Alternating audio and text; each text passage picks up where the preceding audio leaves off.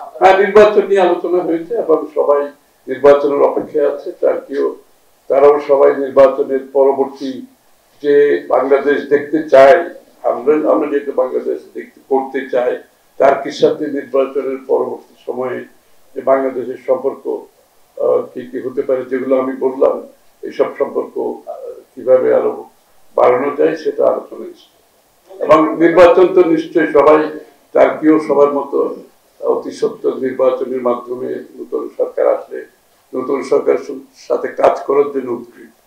এর মধ্যে আমাদের যে বন্ধুত্ব অনেক দীর্ঘস্থায়ী, একেবারে জিয়া রহমান সাহেবের সময় থেকে যে বন্ধুত্ব, টার্কির সাথে বাইল্যাটারালি এবং গ্লোবালি টার্কি সহ ওআইসিতে যে বিএনপির ভূমিকা, আমাদের ভূমিকা ছিল, বিএনপির ভূমিকা ছিল বাংলাদেশের সাথে, এগুলো আলোচনায় আসছে। আগামী দিনে ওআইসি কে স্ট্রেংথেন আরো শক্তিশালী করার ব্যাপারে আলাপ হয়েছে।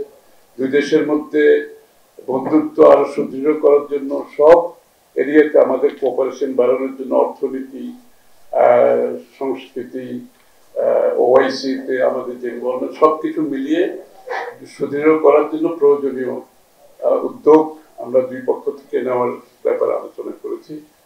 বিশেষ করে অর্থনৈতিক সহযোগিতার কথা আলোচনা হয়েছে। টার্কিশ বিনিয়োগ বাংলাদেশে বিভিন্ন ক্ষেত্রে সেটাও আলোচনায় আসছে।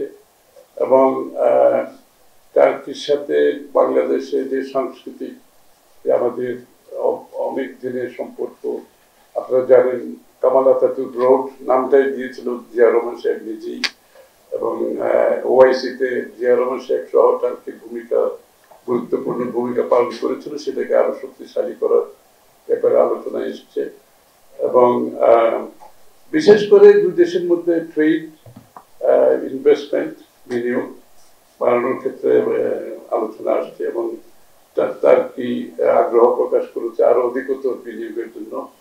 এবং এই জন্য দুই দেশে যে চেম্বার আছে, তার কি বাংলাদেশ চেম্বারকে আরো শক্তিশালী করার ব্যাপারে আলোচনা এসেছে। রোজকার সাধারণ খাবার এখন হবে অসাধারণ। প্রাণ স্বাদের মশলা, স্বাদ বাড়ায়, ঘ্রাণ ছড়ায়। এই তো, হ্যাঁ, নির্বাচন নিয়ে আলোচনা হয়েছে এবং সবাই নির্বাচনের অপেক্ষায় আছে।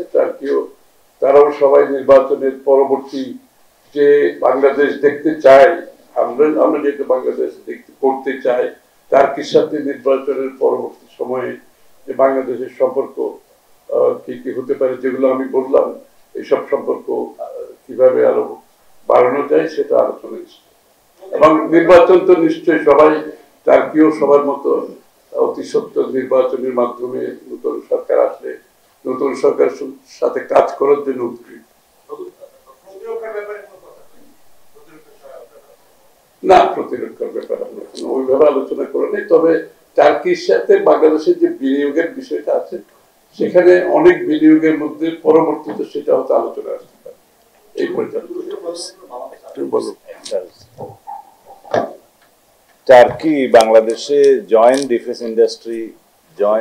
ইন্ডাস্ট্রি সেট আপ করার জন্য তাদের প্রস্তাব বাংলাদেশ সরকারের কাছে দিয়েছে। আগামীকাল হয়তো আলোচনা হবে এই বিষয়ে। আমাদের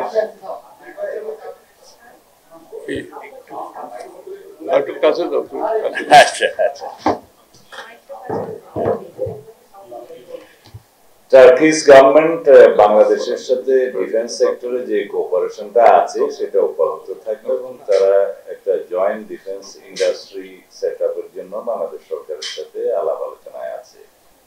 তুরস্কের সম্পর্ক বাংলাদেশের সাথে বললাম তো, আমি তো বললাম কবে থেকে শুরু হয়েছে, জিয়া রহমান সাহেবের সময় থেকে ওআইসি থেকে শুরু করে যে গভীর সম্পর্ক আছে, বাংলাদেশ তুরস্কের সম্পর্ক এখনো তাই আছে, ভবিষ্যতেও সেটাই থাকবে। এখন যদি ব্যক্তিগতভাবে কারো সম্পর্ক থাকার, সেটা তো তাদের নিজস্ব ব্যাপার। আমি দুই দেশের সম্পর্কের কথা বলছি।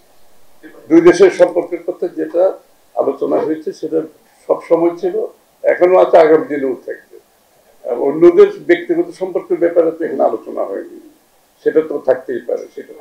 সেটা দুই দেশের সম্পর্ক না, সেটা ব্যক্তিগতভাবে অনেকের সম্পর্ক থাকতে পারে। এটা আমরা টেক্সটাইল তো একটা বড় এলাকা আছে আমাদের, মেডিকেল ইকুইপমেন্ট ওরা ভালো করে, আরো কিছু কিছু এরিয়াতে যেখানে ওদের এনার্জিতে আছে, হেলথে আছে, ফার্মাসিউটিক্যালস টার্কিশদের কিছু স্ট্রেংথ আছে, এডুকেশন, ইভেন এগ্রিকালচারও সহযোগিতার সুযোগ আছে। হ্যাঁ, টেকনোলজির কথা আমরা বলেছি, টেকনোলজির কথা আলাপ হয়েছে, যেখানে স্কিল ডেভেলপমেন্ট টেকনোলজির ব্যাপারে আলোচনা হয়েছে, এবং টার্কিশ যে তাদের পক্ষ থেকে সহযোগিতা আমরা একসাথে কাজ করবো।